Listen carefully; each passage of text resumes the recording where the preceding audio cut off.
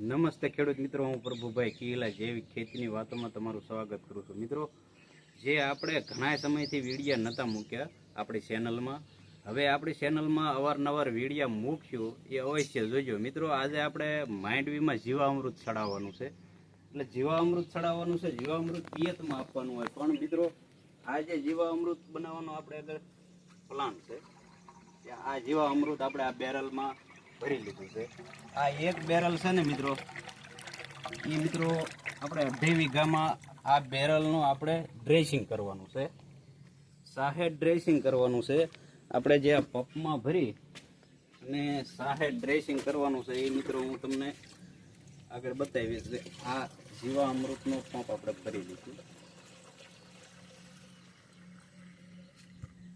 આ મિત્રો જીવામૃતમાં જે કાંઈ પોષક તત્વો જે આપણે 16 પ્રકારના અમુક 17 પ્રકારના આમાં પોષક તત્વો ભરપૂર માત્રામાં છે મિત્રો. એટલે આપણા છોડવાને જે કંઈ ઘટતા હોય એ મિત્રો આમાંથી પૂરા પડે જાય છે. અને આ મિત્રો હાલો હવે આપણે માંડવીમાં ડ્રેસિંગ કરીશું એ તમને બતાવી મિત્રો.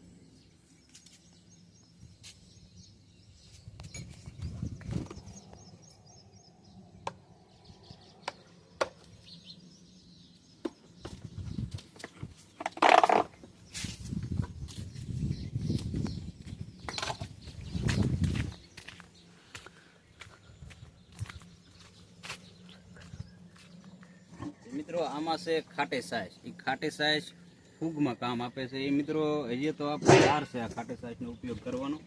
એ મિત્રો આપણે આગળ જે કંઈ વિડીયો બનાવીશું એમાં તમને માહિતી આપીશું. મિત્રો જો આ આપણે માંડવી છે, આ માંડવી આપણે મિત્રો ઉગીને 15 દિવસની અથવા 17 દિવસની થઈ છે. બહુ ખાસ ખ્યાલ નથી મિત્રો, 15 દિવસની થઈ છે મિત્રો. હવે આ આપણે આ રીતની સારા ડ્રેસિંગ કરી નાખીએ.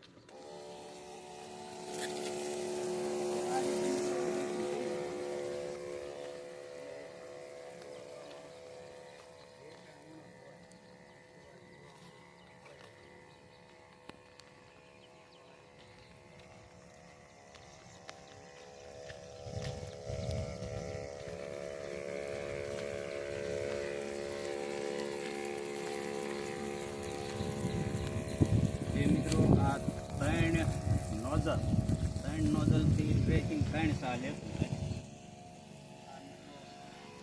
ટાયરની જાળીએ વાવેતર કરેલું છે.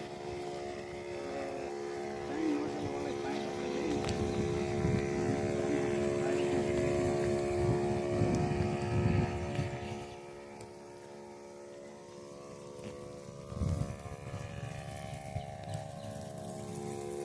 3 સાલ લેતું જાય ને 3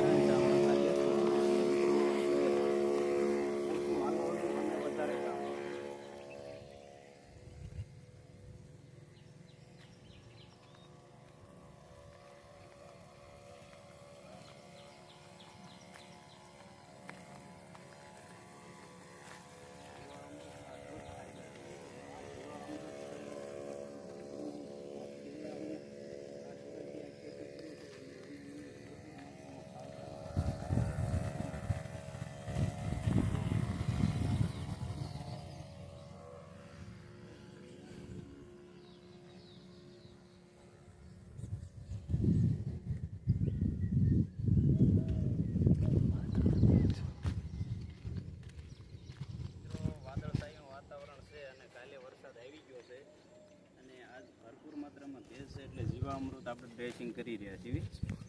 એ મિત્રો જો તમને આ જીવામૃત આ રીતનું ડ્રેસિંગ કરાય